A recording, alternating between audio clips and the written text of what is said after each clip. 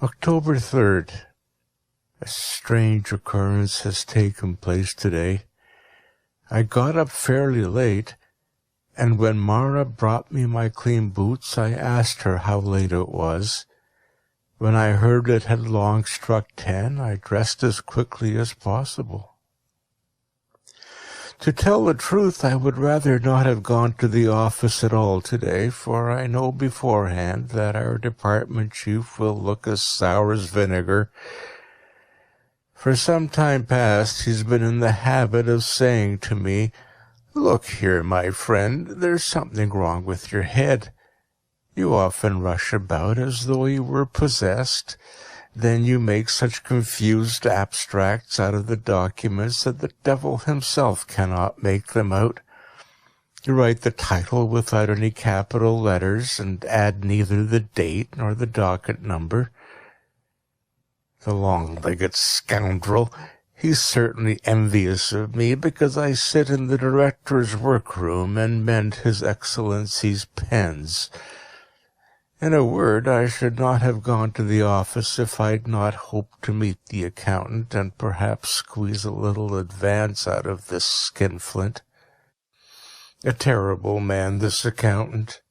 As for his advancing one's salary once in a way, you might sooner expect the skies to fall.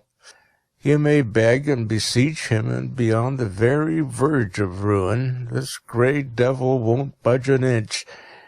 At the same time, his own cook at home, as all the world knows, boxes his ears. I really don't see what good one gets by serving in our department. There are no plums there. In the fiscal and judicial offices, it's quite different. There, some ungainly fellow sits in a corner and writes and writes. He has such a shabby coat and such an ugly mug that one would like to spit on both of them. But you should see what a splendid country house he has rented. He would not condescend to accept a gilt porcelain cup as a present. "You can give that to your family doctor," he would say. Nothing less than a pair of chestnut horses, a fine carriage, or a beaver fur coat worth 300 rubles would be good enough for him. And yet he seems so mild and quiet, and asks so amiably, "Please lend me your penknife. I wish to mend my pen." Nevertheless, he knows how to scarify a petitioner till he has hardly a whole stitch left on his body. In our office, it must be admitted, everything is done in a proper and gentlemanly way. There's more cleanliness and elegance than one will ever find in government offices. The tables are mahogany, and everyone is addressed as "Sir." And truly, were it not for this official propriety, I should long ago have sent in my resignation. I put on my old cloak and took my umbrella as a light rain was falling. No one was to be seen on the streets except some women who had flung their skirts over their heads. Here and there one saw a cabman or a shopman with his umbrella up. Of the higher classes, one only saw an official here and there. One I saw at the street crossing, and thought to myself, "Ah, my friend, you're not going to the office, but after that young lady who walks in front of you. You're just like the officers who run after every petticoat they see." As I was thus following the train of my thoughts, I saw a carriage stop before a shop just as I was passing it. I recognized it at once. It was our director's carriage. "He has nothing to do in the shop," I said to myself. "It must be his daughter." I pressed myself close against the wall. A lackey opened the carriage door, and, as I had expected, she fluttered like a bird out of it. How proudly she looked right and left! How she drew her eyebrows together and shot lightnings from her eyes! Good heavens! I'm lost! hopelessly lost. But why must she come out in such abominable weather? And yet they say women are so mad on their finery. She didn't recognize me. I had wrapped myself as closely as possible in my cloak. It was dirty and old-fashioned, and I would not have liked to have been seen by her wearing it. Now they wear cloaks with long collars, but mine has only a short double collar, and the cloth is of inferior quality. Her little dog could not get into the shop and remained outside. I know this dog. Its name is Maggie. Before I'd been standing there a minute, I heard a voice call, "Good day, Maggie." Who the deuce was that? I looked around and saw two ladies hurrying by under an umbrella, one old, the other fairly young. They had already passed me when I heard the same voice say again, "For shame, Maggie." What was that? I saw Maggie sniffing at a dog which ran behind the ladies. The deuce, I thought to myself. I'm not drunk. That happens pretty seldom. "No, Fidel, you are wrong," I heard Maggie say quite distinctly. I was ruff, ruff. I was ruff, ruff, ruff. Very ill. What an extraordinary dog! I was, to tell the truth, quite amazed to hear it talk human language. But when I considered the matter well, I ceased to be astonished. In fact, such things have already happened in the world. It is said that in England a fish put its head out of water, and said a word or two in such an extraordinary language that learned men have been puzzling over them for 3 years, and have not succeeded in interpreting them yet. I also read in the paper of 2 cows who entered a shop and asked for a pound of tea. Meanwhile, what Maggie went on to say seemed to me still more remarkable. She added, "I wrote to you lately, Fidel. Perhaps Polkan did not bring you the letter. Now, I'm willing to forfeit a whole month's salary if I ever heard of dogs writing before. This has certainly astonished me. For some little time past I hear and see things which no other man has heard and seen. I will, I thought, follow that dog in order to get to the bottom of the matter. Accordingly, I opened my umbrella and went after the 2 ladies. They went down Bean Street, turned through Citizen Street and Carpenter Street, and finally halted on the Cuckoo Bridge before a large house. I know this house. It is Sverkov's. What a monster he is! What sort of people live there? How many cooks? How many bagmen? There are brother officials of mine also. They're packed on each other like herrings, and I have a friend there, a fine player on the cornet. The ladies mounted to the 5th story. Very good, thought I. I will make a note of the number in order to follow up the matter at the first opportunity. October 4th. Today is Wednesday, and I was, as usual, in the office. I came early on purpose, sat down, and mended all the pens. Our director must be a very clever man. The whole room is full of bookcases. I read the titles of some of the books. They were very learned, beyond the comprehension of people of my class, and all in French and German. I look at his face, see how much dignity there is in his eyes. I never hear a single superfluous word from his mouth, except that when he hands over the documents, he asks, "What sort of weather is it?" No, he is not a man of our class. He is a real statesman. I have already noticed that I am a special favorite of his. If now his daughter also, what folly. Let me say no more about it. I've read The Northern Bee. What foolish people the French are. By heavens, I should like to tackle them all and give them a thrashing. I've also read a fine description of a ball given by a landowner of Kursk. The landowners of Kursk write a fine style. Then I noticed that it was already 12:30, and the director had not yet left his bedroom. But about 1:30 something happened which no pen can describe. The door opened. I thought it was the director. I jumped up with my documents from the seat, and then she herself came into the room. Ye saints, how beautifully she was dressed! Her garments were whiter than a swan's plumage. Oh, how splendid! A sun, indeed, a real sun.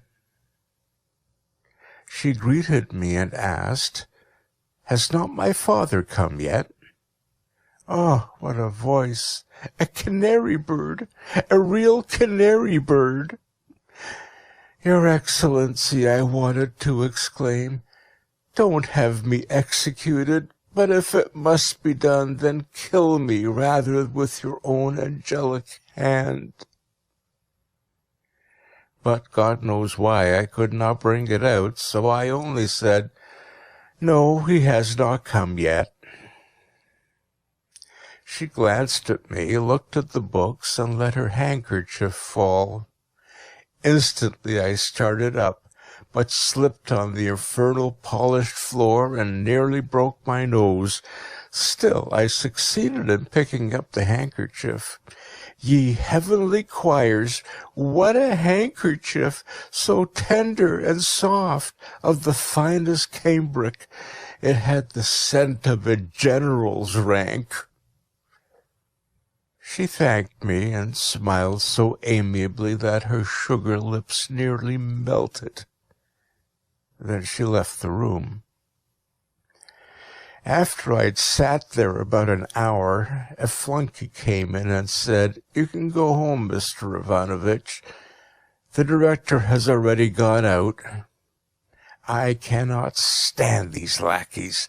They hang about the vestibules and scarcely vouchsafe to greet one with a nod. Yes, sometimes it is even worse.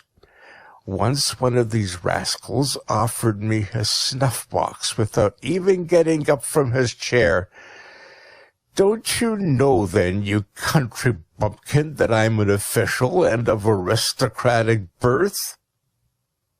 This time, however, I took my hat and overcoat quietly. These people naturally never think of helping one on with it. I went home, lay a good while on the bed, and wrote some verses in my note. "'Tis an hour since I saw thee, and it seems a whole long year. If I loathe my own existence, how can I live on, my dear?" I think they're by Pushkin. In the evening I wrapped myself in my cloak, hastened to the director's house, and waited there a long time to see if she would come out and get into the carriage. I only wanted to see her once, but she did not come. November 6th. Our chief clerk has gone mad. When I came to the office today, he called me to his room and began as follows. "Look here, my friend, what wild ideas have got into your head?" "How? What? None at all," I answered. "Consider well. You are already past 40. It is quite time to be reasonable. What do you imagine? Do you think I don't know all your tricks? Are you trying to pay court to the director's daughter? Look at yourself and realize what you are, a non-entity, nothing else. I would not give a kopeck for you. Look well in the glass. How can you have such thoughts with such a caricature of a face? May the devil take him, because his own face has a certain resemblance to a medicine bottle, because he has a curly bush of hair on his head and sometimes combs it upwards and sometimes plasters it down in all kinds of queer ways. He thinks that he can do everything. I know well. I know why he's angry with me. He is envious. Perhaps he's noticed the tokens of favor which have been graciously shown me. But why should I bother about him? A counselor? What sort of important animal is that? He wears a gold chain with his watch, buys himself boots at 30 rubles a pair. May the deuce take him. Am I a tailor's son or some other obscure cabbage? I am a nobleman. I can also work my way up. I'm just 42, an age when a man's real career generally begins. Wait a bit, my friend. I too may get to a superior's rank, or perhaps, if God is gracious, even to a higher one. I shall make a name which will far outstrip yours. You think there are no able men except yourself? I only need to order a fashionable coat and wear a tie like yours, and you would be quite eclipsed. But I have no money. That is the worst part of it. November 8th. I was at the theater. The Russian House Fool was performed. I laughed heartily. There was also a kind of musical comedy which contained amusing hits at barristers. The language was very broad. I wonder the censor passed it. In the comedy, lines occur which accuse the merchants of cheating. Their sons are set to lead immoral lives and to behave very disrespectfully toward the nobility. The critics also are criticized. They are said only to be able to find fault, so that authors have to beg the public for protection. Our modern dramatists certainly write amusing things. I'm very fond of the theater. If I have only a kopeck in my pocket, I always go there. Most of my fellow officials are uneducated boors, and they never enter a theater unless one throws free tickets at their head. One actress sang divinely. I thought also of... but silence. November 9th. About 8 o'clock I went to the office. The chief clerk pretended not to notice my arrival. I, for my part, also behaved as though he were not in existence. I read through and collated documents. About 4 o'clock I left. I passed by the director's house, but no one was to be seen. After dinner I lay for a good while on the bed.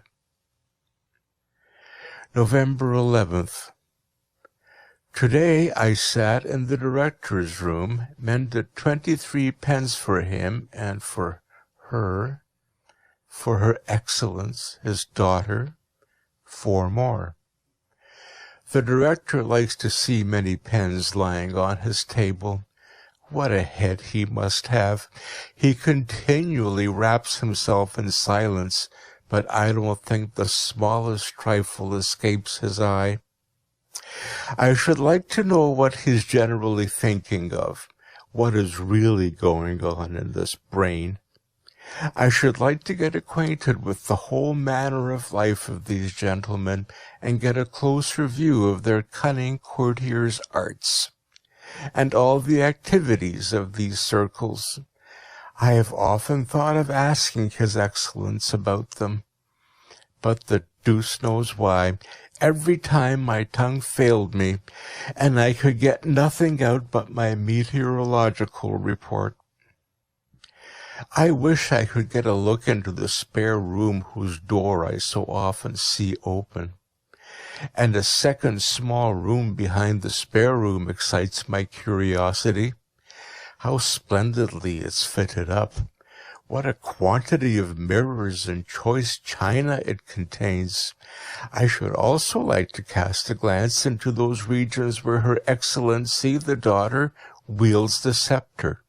I should like to see how all the scent bottles and boxes are arranged in her boudoir, and the flowers which exhale so delicious a scent that one is half afraid to breathe, and her clothes lying about, which are too ethereal to be called clothes, but silence.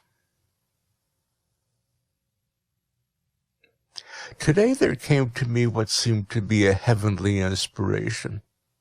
I remembered the conversation between the two dogs which I had overheard on Nevsky Prospect.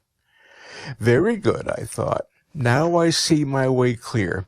I must get hold of the correspondence which these two silly dogs have carried on with each other. In it I shall probably find many things explained.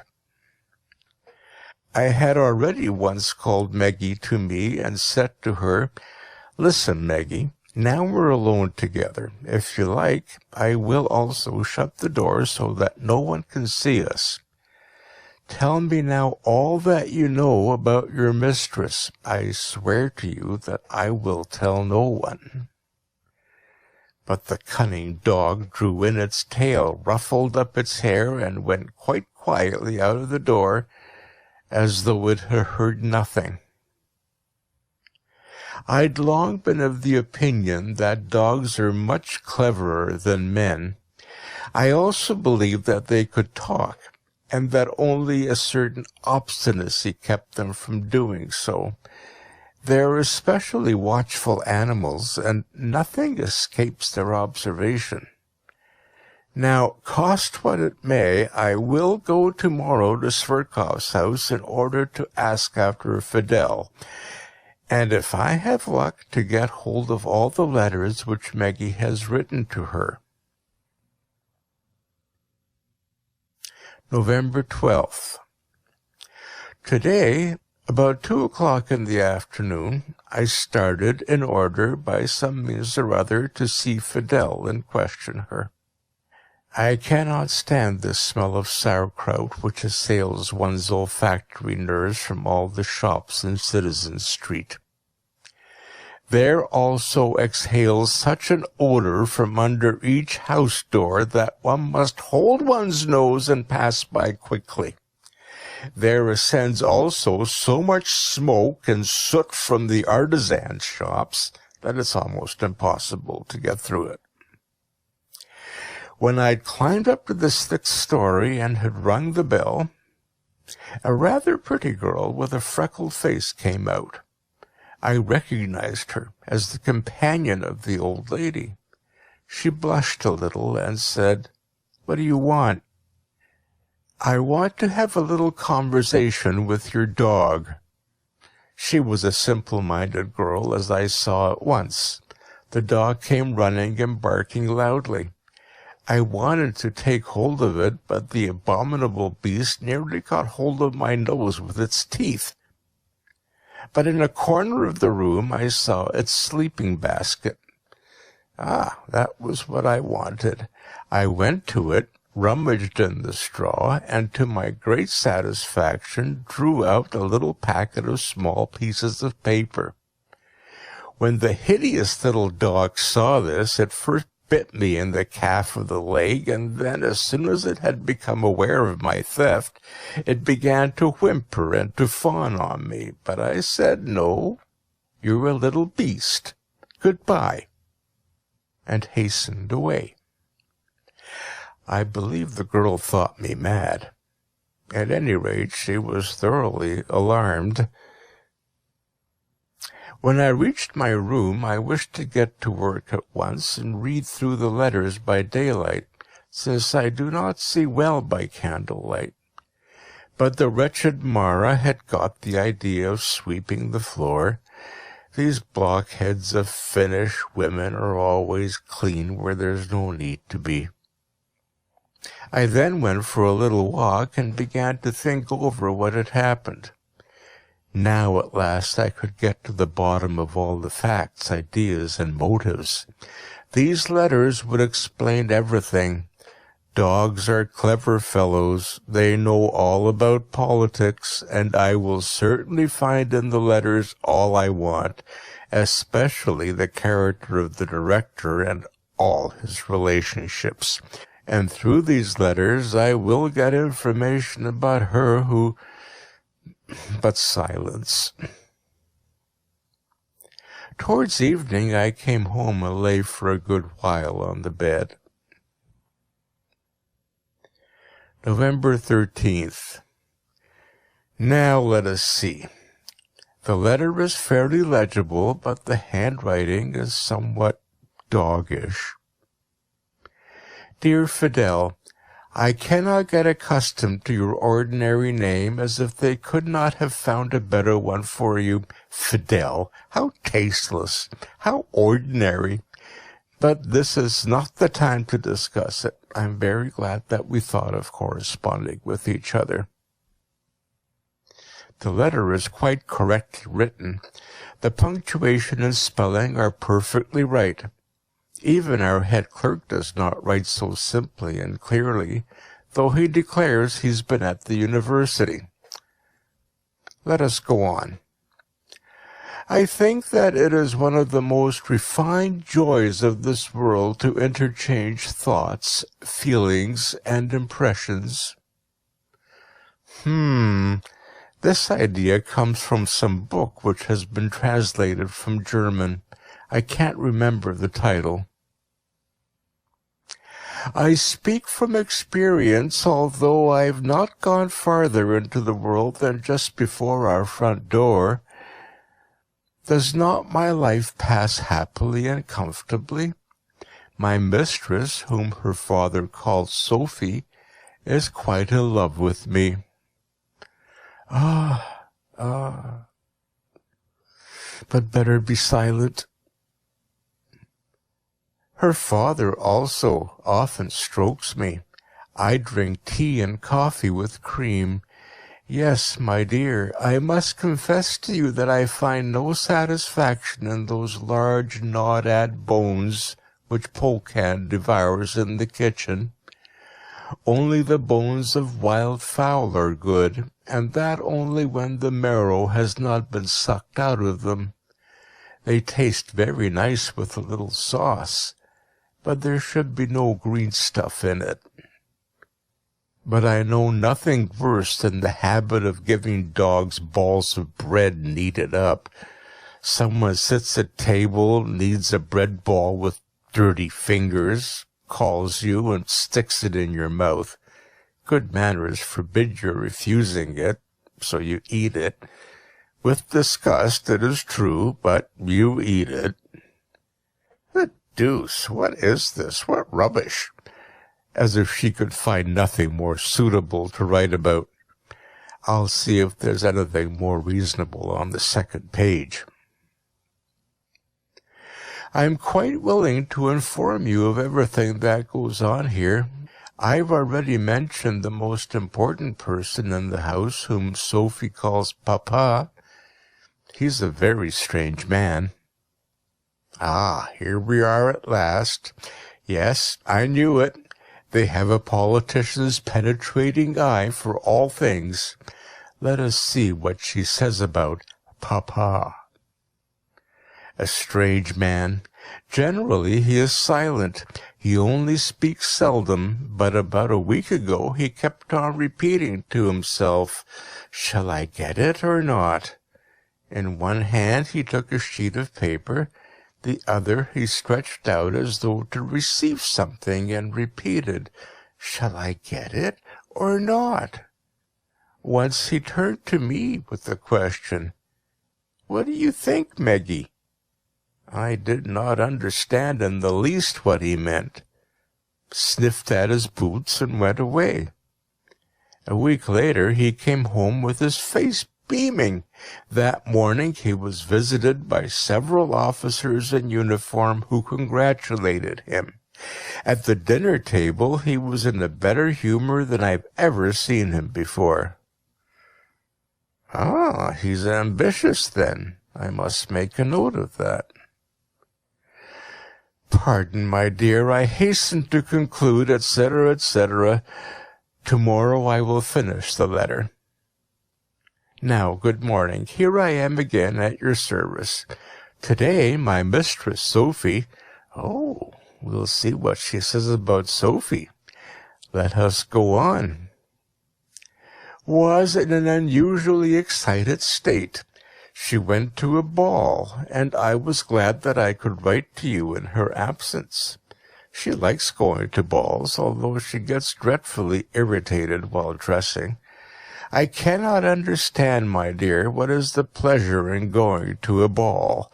She comes home from the ball at 6 o'clock in the early morning, and to judge by her pale and emaciated face, she's had nothing to eat. I could, frankly speaking, not endure such an existence. If I could not get partridge with sauce or the wing of a roast chicken, I don't know what I should do. Porridge with sauce is also tolerable, but I can get up no enthusiasm for carrots, turnips, and artichokes. The style is very unequal. One sees at once that it has not been written by a man. The beginning is quite intelligent, but at the end the canine nature breaks out. I will read another letter. It's rather long, and there's no date. Ah, my dear, how delightful is the arrival of spring! My heart beats as though it expected something. There is a perpetual ringing in my ears, so that I often stand with my foot raised for several minutes at a time, and listen towards the door. In confidence, I'll tell you that I have many admirers. I often sit on the window-sill and let them pass in review. Ah, if you knew what miscreations there are among them! One, a clumsy house-dog with stupidity written on his face, walks on the street with an important air and imagines that he's an extremely important person and that the eyes of all the world are fastened on him.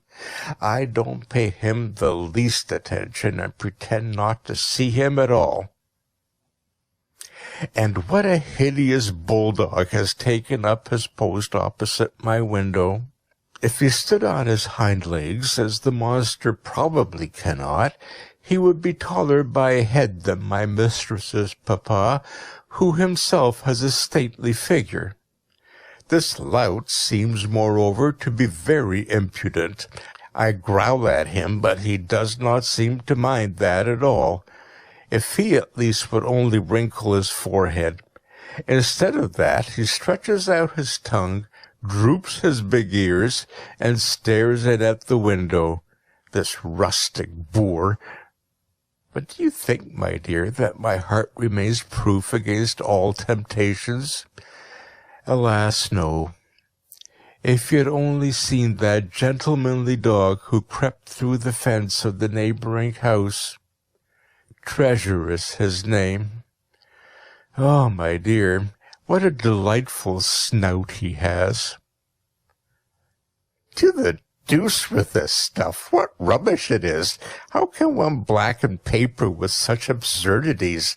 Give me a man. I want to see a man. I need some food to nourish and refresh my mind, and get this silliness instead. I will turn the page to see if there's anything better on the other side. Sophie sat at the table and sewed something. I looked out of the window and amused myself by watching the passers-by. Suddenly a flunkey entered and announced a visitor, Mr. Teploff. "Show him in," said Sophie, and began to embrace me. "Ah, Meggie, do you know who that is? He's dark and belongs to the royal household. And what eyes he has, dark and brilliant as fire." Sophie hastened into her room. A minute later, a young gentleman with black whiskers entered. He went to the mirror, smoothed his hair, and looked around the room. I turned away and sat down in my place. Sophie entered and returned his bow in a friendly manner. I pretended to observe nothing and continued to look out of the window, but I leant my head a little on one side to hear what they were talking about. Oh, my dear, what silly things they discussed. How a lady executed the wrong figure in dancing, how a certain Boboff with his expensive shirt frill had looked like a stork and nearly fallen down, how a certain Ladina imagined she had blue eyes when they were really green, etc. I do not know, my dear, what special charm she finds in her Mr. Teploff and why she is so delighted with him. It seems to me, myself, that there's something wrong here. It is impossible that this Teploff should bewitch her. We will see further. If this gentleman of the household pleases her, then she must also be pleased, according to my view, with that official who sits in her papa's waiting-room. Oh, my dear, if she knew what a figure he is, a regular tortoise. What official does she mean? He has an extraordinary name. He always sits there and mends the pens. His hair looks like a truss of hay. Her papa always employs him instead of a servant. I believe this abominable little beast is referring to me. But what has my hair got to do with hay? Sophie can never keep from laughing when she sees him. You lie, cursed dog! What a scandalous tongue! As if I did not know that it's envy which prompts you, and that there is treachery at work. Yes, the treachery of the chief clerk. This man hates me implacably. He has plotted against me. He's always seeking to injure me. I'll look through one more letter. Perhaps it will make the matter clearer. Fidel, my dear, pardon me that I've not written for so long. I was floating in a dream of delight. In truth, some author remarks, love is a second life. Besides, great changes are going on in the house. The young chamberlain is always here. Sophie is wildly in love with him. Her papa is quite contented. I heard from Gregor, who sweeps the floor and is in the habit of talking to himself, that the marriage will soon be celebrated. Her papa will, at any rate, get his daughter married to a general, a colonel, or a chamberlain. Deuce take it, I can read no more. It is all about chamberlains and generals. I should like myself to be a general. Not in order to sue for her hand and all that. No, not at all. I should like to be a general merely in order to see people wriggling, squirming, and hatching plots before me. And then I should like to tell them that they're both of them not worth spitting on. But it is vexatious. I tear the foolish dog's letters up in 1,000 pieces. December 3rd. It is not possible that the marriage should take place. It is only idle gossip. What does it signify if he's a chamberlain? That is only a dignity, not a substantial thing which one can see or handle. His chamberlain's office will not procure him a third eye in his forehead. Neither is his nose made of gold. It's just like mine or anyone else's nose. He does not eat and cough, but smells and sneezes with it. I should like to get to the bottom of the mystery. Whence do all these distinctions come? Why am I only a titular counselor? Perhaps I'm really a count or a general, and only appear to be a titular counselor. Perhaps I don't even know who and what I am. How many cases there are in history of a simple gentleman, or even a burgher or peasant, suddenly turning out to be a great lord or baron.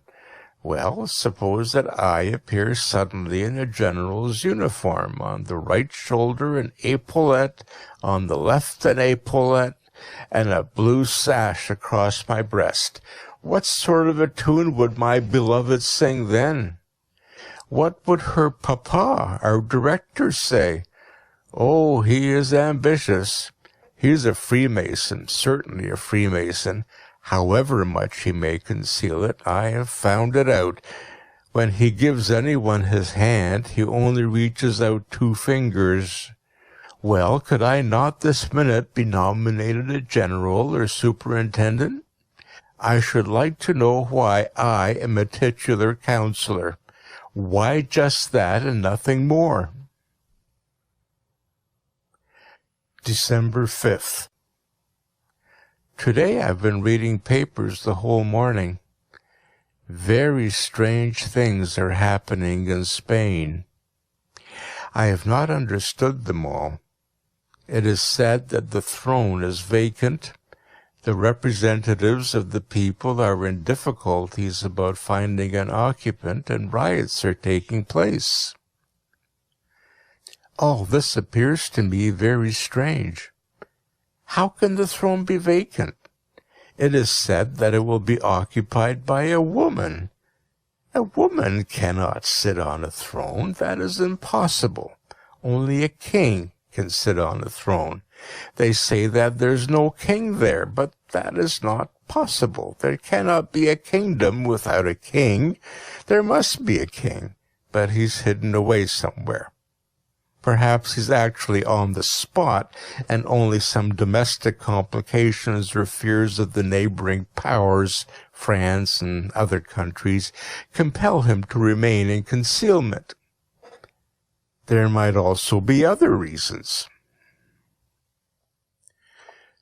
December 8th. I was nearly going to the office, but various considerations kept me from doing so. I keep on thinking about these Spanish affairs. How is it possible that a woman should reign? It would not be allowed, especially by England.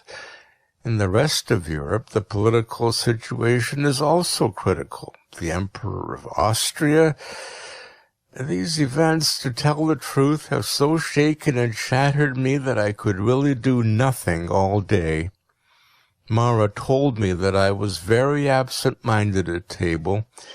In fact, in my absent-mindedness, I threw 2 plates on the ground so that they broke in pieces. After dinner, I felt weak and did not feel up to making abstracts of reports. I lay most of the time on my bed and thought of the Spanish affairs. The year 2000, April 43rd. Today is a day of splendid triumph. Spain has a king. He's been found. And I am he. I discovered it today. All of a sudden it came upon me like a flash of lightning. I don't understand how I could imagine that I'm a titular counselor. How could such a foolish idea enter my head? It was fortunate that it occurred to no one to shut me up in an asylum. Now it is all clear, and as plain as a pikestaff. Formerly, I don't know why, everything seemed veil and a kind of mist. That is, I believe, because people think that the human brain is in the head. Nothing of the sort. It is carried by the wind from the Caspian Sea. For the first time I told Mara who I am. When she learned that the King of Spain stood before her, she struck her hands together over her head and nearly died of alarm. The stupid thing had never seen the King of Spain before. I comforted her, however, at once by assuring her that I was not angry with her for having hitherto cleaned my boots badly. Women are stupid things. One cannot interest them in lofty subjects. She was frightened because she thought all kings of Spain were like Philip II. But I explained to her that there was a great difference between me and him. I did not go to the office. Why the deuce should I?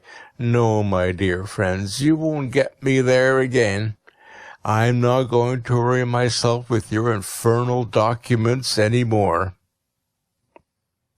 Marchember 86. Between day and night.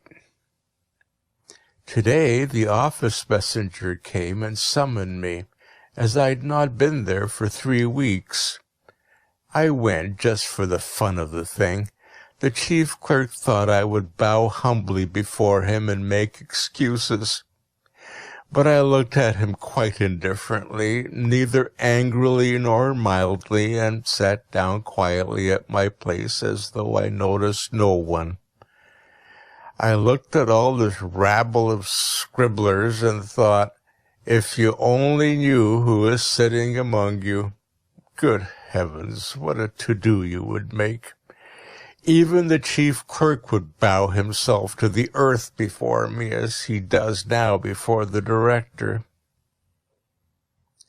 A pile of reports was laid before me, of which to make abstracts, but I didn't touch them with one finger.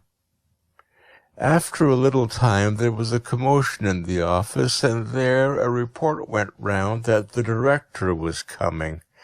Many of the clerks vied with each other to attract his notice, but I did not stir. As he came through our room, each one hastily buttoned up his coat, but I had no idea of doing anything of the sort. What is the director to me? Should I stand up before him?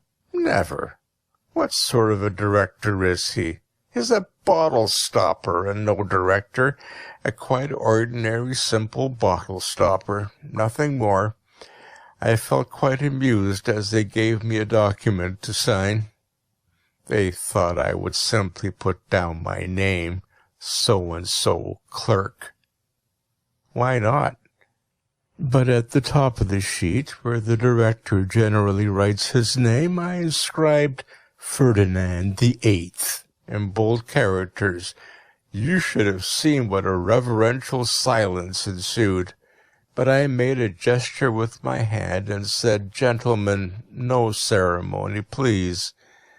Then I went out and took my way straight to the director's house. He was not at home. The flunky wanted not to let me in, but I talked to him in such a way that he soon dropped his arms. I went straight to Sophie's dressing room. She sat before the mirror. When she saw me, she sprang up and took a step backwards, but I did not tell her that I was the King of Spain. But I did tell her that a happiness awaited her, beyond her power to imagine, and that in spite of all our enemies' devices, we should be united. That was all which I wished to say to her, and I went out. Oh, what cunning creatures these women are! Now I've found out what woman really is. Hitherto no one knew whom a woman really loves. I am the first to discover it. She loves the devil. Yes, joking apart, learned men write nonsense when they pronounce that she is this and that.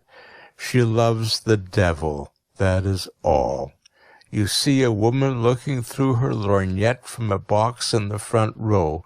One thinks she is watching that stout gentleman who wears an order. Not a bit of it. She's watching the devil who stands behind his back.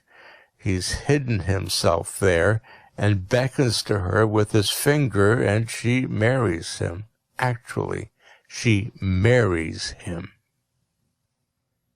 That is all ambition, and the reason is that there is under the tongue a little blister in which there is a little worm the size of a pin's head.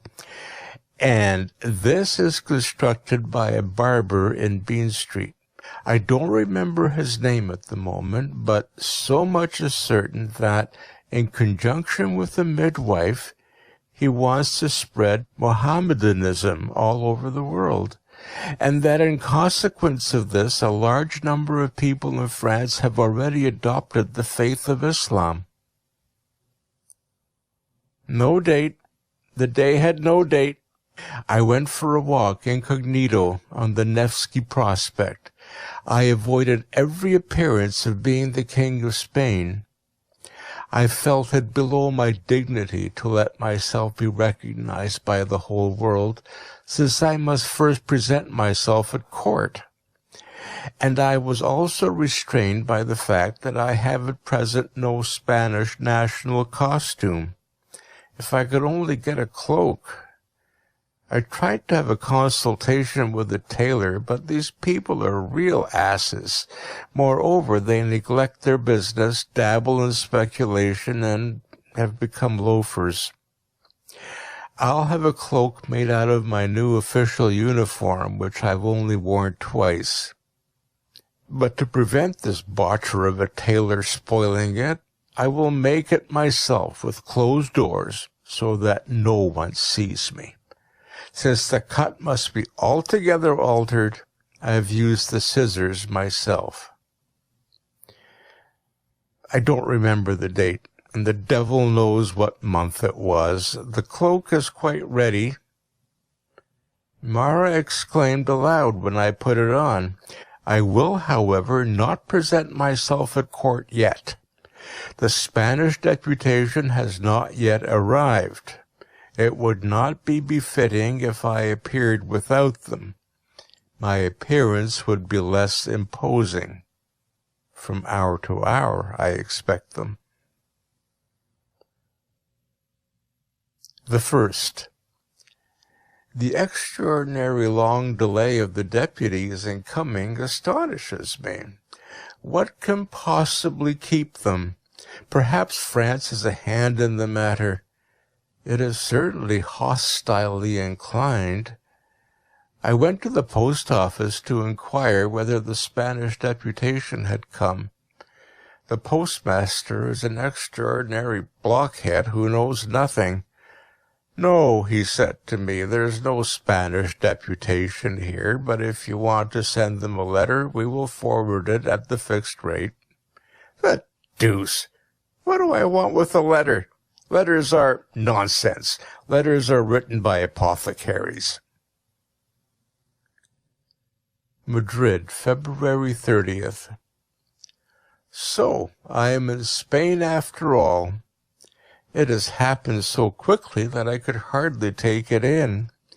The Spanish deputies came early this morning, and I got with them into the carriage. This unexpected promptness seemed to me strange. We drove so quickly that in half an hour we were at the Spanish frontier. Over all Europe now there are cast-iron roads, and the steamers go very fast. A wonderful country, this Spain. As we entered the first room, I saw numerous persons with shorn heads. I guessed at once that they must be either grandees or soldiers, at least to judge by their shorn heads. The Chancellor of the State, who led me by the hand, seemed to me to behave in a very strange way. He pushed me into a little room and said, "Stay here, and if you call yourself King Ferdinand again, I will drive the wish to do so out of you." I knew, however, that that was only a test, and I reasserted my conviction, on which the Chancellor gave me 2 such severe blows with a stick on the back that I could have cried out with the pain, but I restrained myself, remembering that this was a usual ceremony of old-time chivalry, when one was inducted into a high position, and in Spain the laws of chivalry prevail up to the present day. When I was alone, I determined to study state affairs. I discovered that Spain and China are one and the same country, and it is only through ignorance that people regard them as separate kingdoms. I advise everyone urgently to write down the word Spain on a sheet of paper. He will see that it is quite the same as China. But I feel much annoyed by an event which is about to take place tomorrow, for at 7 o'clock the earth is going to sit on the moon. This is foretold by the famous English chemist Wellington. To tell the truth, I often felt uneasy when I thought of the excessive brittleness and fragility of the moon. The moon is generally repaired in Hamburg, and very imperfectly. It's done by a lame cooper, an obvious blockhead who has no idea how to do it. He took wax thread and olive oil, hence that pungent smell over all the earth which compels people to hold their noses. And this makes the moon so fragile that no men can live on it, but only noses.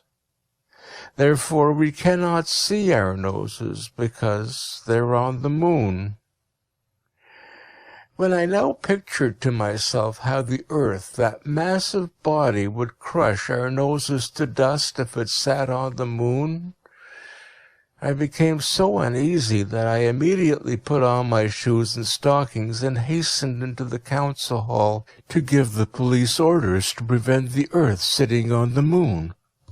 The grandees with the shorn heads, whom I met in great numbers in the hall, were very intelligent people, and when I exclaimed, "Gentlemen, let us save the moon, for the earth is going to sit on it," they all set to work to fulfill my imperial wish, and many of them clambered up the wall in order to take the moon down. At that moment the imperial chancellor came in. As soon as he appeared, they all scattered, but I alone, as king, remained. To my astonishment, however, the chancellor beat me with the stick and drove me to my room. So powerful are ancient customs in Spain. January in the same year, following after February. I could never understand what kind of country this Spain really is. The popular customs and rules of court etiquette are quite extraordinary. I do not understand them at all. Today my head was shorn, although I exclaimed as loudly as I could that I did not want to be a monk. What happened afterwards, when they began to let cold water trickle on my head, I do not know. I have never experienced such hellish torments. I nearly went mad, and they had difficulty in holding me. The significance of this strange custom is entirely hidden from me. It's a very foolish and unreasonable one. Nor can I understand the stupidity of the kings who have not done away with it before now. Judging by all the circumstances, it seems to me as though I'd fallen into the hands of the Inquisition, and as though the man whom I took to be the Chancellor was the Grand Inquisitor. But yet I cannot understand how the king could fall into the hands of the Inquisition. The affair may have been arranged by France, especially Polignac. He's a hound, that Polignac. He's sworn to compass my death, and now he's hunting me down. But I know, my friend, that you're only a tool of the English. They are clever fellows and have a finger in every pie. All the world knows that France sneezes when England takes a pinch of snuff. The 25th. Today the Grand Inquisitor came into my room. When I heard his steps in the distance, I hid myself under a chair. When he did not see me, he began to call. At first he called, "Poprishchin." I made no answer. Then he called, "Akanti Ivanovich, titular councillor, nobleman." I still kept silence. "Ferdinand VIII, King of Spain." I was on the point of putting out my head, but I thought, "No, brother, you shall not deceive me. You shall not pour water on my head again." But he'd already seen me and drove me from under the chair with his stick. The cursed stick really hurts one. But the following discovery compensated me for all the pain, i.e. that every cock has his Spain under his feathers. The Grand Inquisitor went angrily away and threatened me with some punishment or other. I felt only contempt for his powerless spite, for I know that he only works like a machine, like a tool of the English. 34 March, February 349. No, I have no longer power to endure. Oh God, what are they going to do with me? They pour cold water on my head. They take no notice of me and seem neither to see nor hear. Why do they torture me? What do they want from one so wretched as myself? What can I give them? I possess nothing. I cannot bear all their tortures. My head aches as though everything were turning round in a circle. Save me. Carry me away. Give me 3 steeds swift as the wind. Mount your seat, coachman. Ring bells, gallop horses, and carry me straight out of this world. Farther, ever farther, till nothing more is to be seen. Oh, heaven bends over me already. A star glimmers in the distance. The forest with its dark trees in the moonlight rushes past. A bluish mist floats under my feet. Music sounds in the cloud. On the one side is the sea, on the other, Italy. Beyond I also see Russian peasants' houses. Is not my parents' house there in the distance? Does not my mother sit by the window? Oh, mother, mother, save your unhappy son. Let a tear fall on his aching head. See how they torture him. Press the poor orphan to your bosom. He has no rest in this world. They hunt him from place to place. Mother, mother, have pity on your sick child. And do you know that the Bey of Algiers has a wart under his nose?